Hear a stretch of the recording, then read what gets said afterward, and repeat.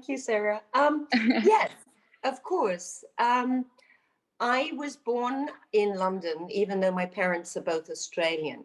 And so I come from a very global family. My father was a publisher and a book distributor, and my mother was a journalist. So books and writing and were always a huge part of my life.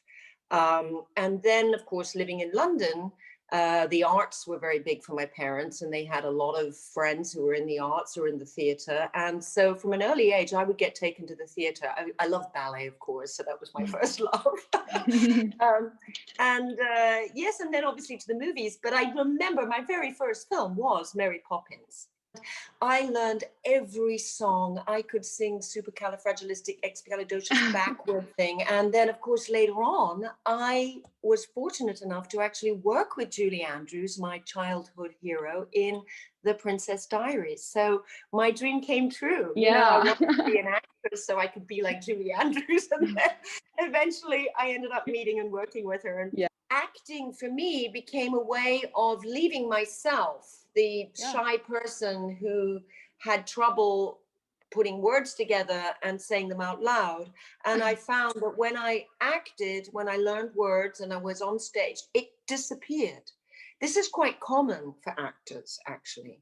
Really? So therefore, you know, finding myself playing other kind of people and assuming other roles was very comforting to me growing up. And so it became very much a part of me. And I was a bit of a clown. I loved entertaining. And however, of course, you know, television and movies started to come knocking. And by a series of complete happenstance, I found myself in Hollywood. I went out for an audition, and the audition went very well. And the casting director then thought I might be right for this bigger film that they needed an English actress for. And that was Hook with Steven Spielberg. And it's crazy because this movie meant a lot to me. Really, it was a big part of my childhood. So, but see, yeah. See, every night I was in bed with my little brother watching every single night, really, for 1 year. It is so interesting because at the time the film wasn't very well reviewed, and however it is now more successful. Yeah. But the beauty of this film as well, in terms of shooting it, was we were at the old Columbia Studios, which had just become Sony Studios, on Washington Boulevard, which was where they'd shot The Wizard of Oz and Gone with the Wind next door. And we used one of the stages that they used on Gone with the Wind, and we used about 5 stages, which had, and 2 of which were the biggest, had been used for The Wizard of Oz. So where Neverland was built was actually where The Wizard of Oz, Yellow Brick Road, and Judy Garland had tripped up and down. So it was so full of history. And of course, I wasn't in it all the time, but it was my masterclass. And so Steven was always very generous, and he'd let me go down, and I literally would go down and play every day. And I would sit and watch, or I would go into the props department, because everything was actually, which is rare, was sort of in-house, as it were.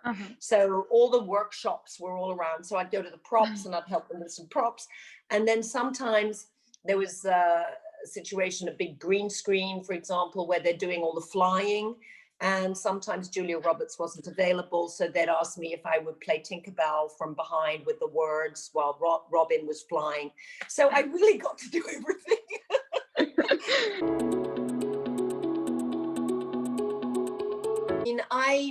I received a call out of the blue from Steven's office, and I was working in Canada at the time, and I just got back to the hotel, and it was cold.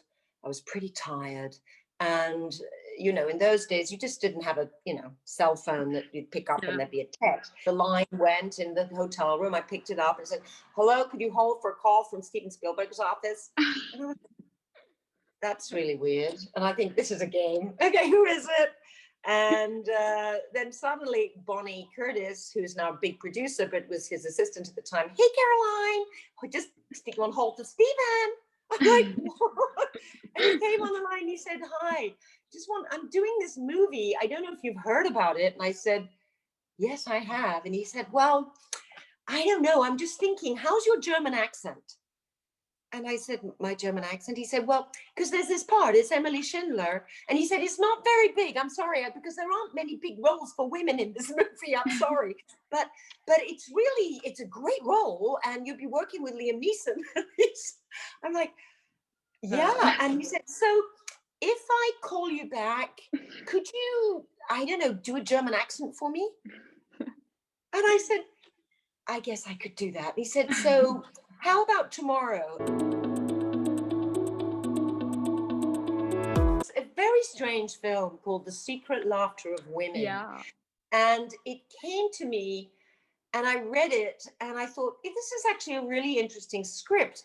But they told me Colin was in it. And I said, he's perfect. And this is before Pride and Prejudice.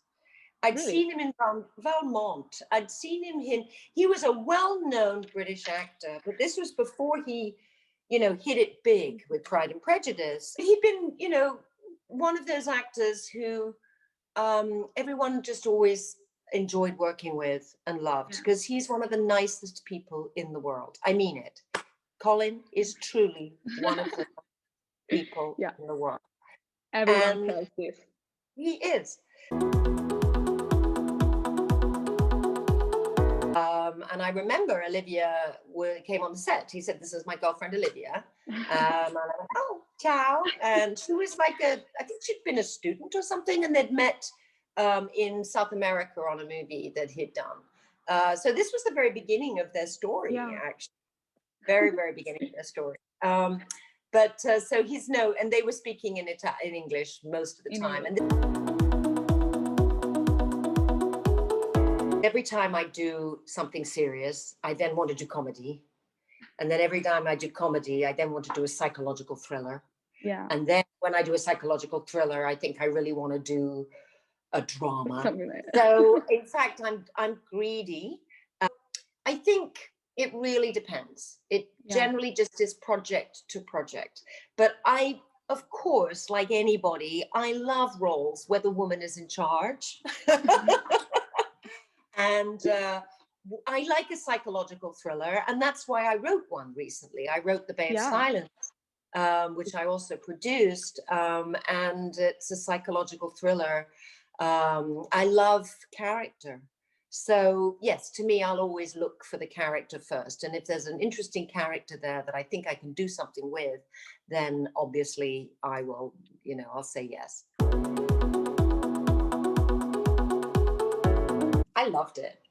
I think it's a natural progression for actors. And Colin's done this too. He's a producer as well. Yeah. He produced Eye in the Sky, and he produced another movie. It's called Love. Yeah. Yeah. And I think it happens to us at some point. You get to know the industry, and you get to know people, and you start saying there's stories I want to tell that I don't necessarily even want to be in, but I want to be a part of that storytelling process. And you just sort of grow your toolbox, as it were, and the things that you've learned during a long career. And Colin and myself are similar in that we're global. Was the story I was really interested in. I didn't actually want to be playing the lead in it. I ended up playing a small role of Clay Spang's boss, because who wouldn't want to be working in a scene with Clay Spang? We've got Olga Krylenko, who is a huge star, an absolutely brilliant actress. In this, she plays an unbelievably troubled, traumatized woman, and she is so brilliant. And it's set in Italy, La Baia del Silenzio. It's based on a book by Lisa Santabandoterrain, who was living in Italy at the time, and lived at some point, you know, in Sestri Levante, which is where the Bay of Silence is. And it begins in Sestri Levante and it ends in the Bay of Silence as well. And so there's a very strong Italian connection. And we're in France and we're also in the UK. So in times of being locked down and nobody's able to travel, it's a fabulous movie. And we've just sold it to Italy, but it's available. Yeah, it's available in certain territories because it's still new. So it just came out in the States, you know, a couple of months ago. Well, I think I have to say Schindler's List. I think I have to say Emily Schindler and Schindler's List for the one I was proud of, because it's such an extraordinary film.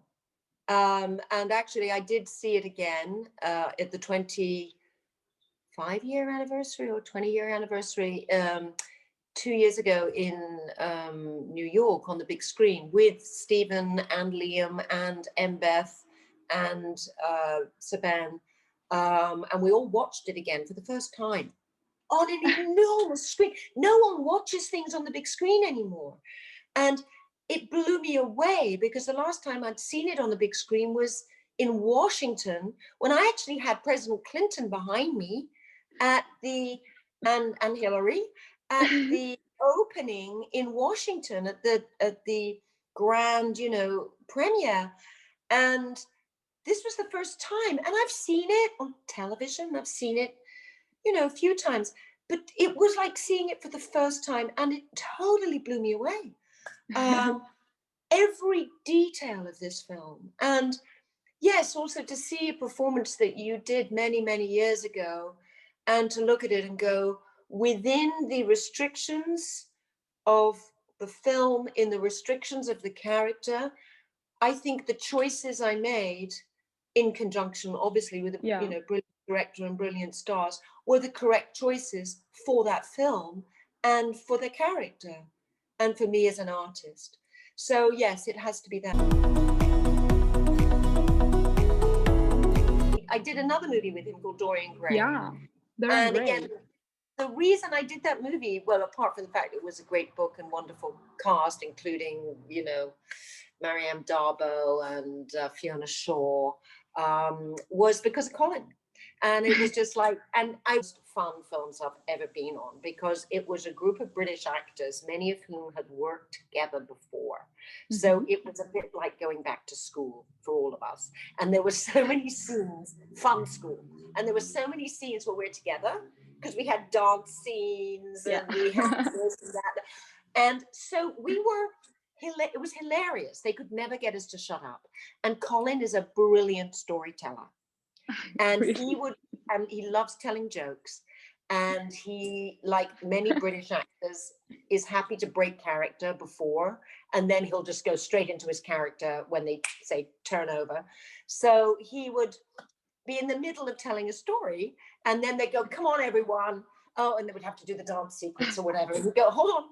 So, and then it would be turnover, and then we'd do our thing, and then it would be cut. And say, so then, and then we go, yes.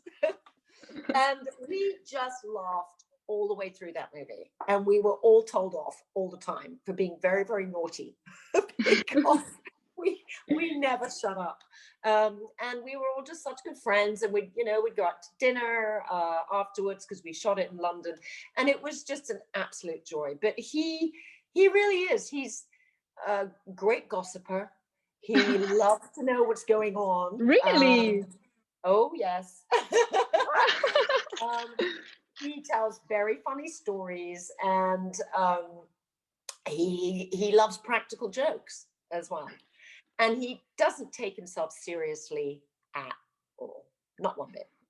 And he's, as an actor, I've seen him do so many wonderful things. And his recent movie, Supernova. Yeah. Did you watch it? I did. He's just brilliant. Wow.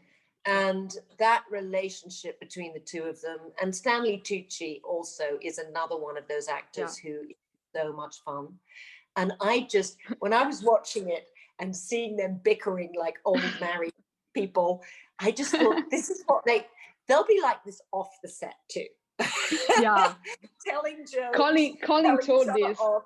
I think they had the best time on that movie. Yeah. And I do think ultimately, whenever you work with Colin, you just know you're going to have a great time. And I think that's why he's everyone's favorite actor. And it's a very difficult business, this. And there is no room for people who aren't nice in this business. There's no room for people who aren't humble. There is, and I think what I love about Colin is he has maintained his humility, his sense of humor, his openness, and he is immensely kind. And, you know, he also gives a lot of money to charity and a lot of time to other people. And I think as a role model, he's one of our greatest British movie stars as a role model, or as the world. I think there's not many of them, and he's navigated enormous success through his life and has never used it in a way that isn't positive. And I just take my hat off to him. And you know, I feel, you know, hope I'm going to get to work with him another time. I'm glad you're here. Really, I'm glad to this little chat we had, and thank you for your ability. Anch'io. Ora, ok, cominciamo un po' in italiano per tutti gli italiani, tutti i fan di Colin Firth. Un uomo straordinario, dolce e anche mezzo italiano, quindi. Ok, well, auguri a tutti e grazie mille e ci vediamo presto.